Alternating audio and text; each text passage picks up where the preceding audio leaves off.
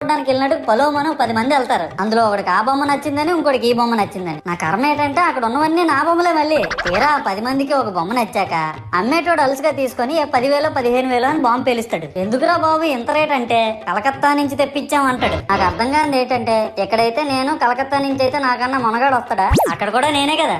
ఇలా నన్ను బజార్లో పెట్టి బేరం ఆడి నా మొహానికి ముసుగేసి వ్యాన్ ఎక్కిస్తారు. ఆ వ్యాన్ డ్రైవర్ గాడు నేను ఉన్నానని కూడా చూడకుండా ఏదో ఆలోచించుకుంటూ డ్రైవ్ చేస్తా గతకల్లో గబ్బి గుబ్బి అని తించేసి నా కాల్లో చెయ్యి ఎరగొట్టేస్తాడు. ఈ విషయం చందాలు ఇచ్చిన చిన్నోళ్ళకి తెలిస్తే మళ్ళీ ఇరిగిపోయిన బొమ్మ పెట్టకూడదని ఏ బొమ్మ రాసి కవర్ చేసేస్తాడు. సరేలే జరిగిందేదో జరిగింది, నా భక్తులే కదా కూల్ బ్రో అని చిల్లయ్యే లోపు నన్ను పందిర్లో పెట్టి ముసుగు తీసి నాకన్నా పొడుగున్నే సౌండ్ బాక్సులు 2 నా చెవులు పక్కన పెట్టి డీజే గణేష్ బ్రో అని చెప్పి నా పాటలను కూని చేస్తారు. సరేలే పిల్లలు కదా ఇప్పుడు కాకపోతే ఎప్పుడు ఎంజాయ్ చేస్తారు, కాసేపట్లో పూజ స్టార్ట్ చేస్తారని వెయిట్ చేస్తా ఉంటే ఆ 5 రూపాయల వ్రతకల్పన బుక్ చూస్తే ఎక్కడ లేని కోపం వస్తుంది. ఏరా నాకు అర్థం కాదు, ఎన్ని సంవత్సరాల నుంచి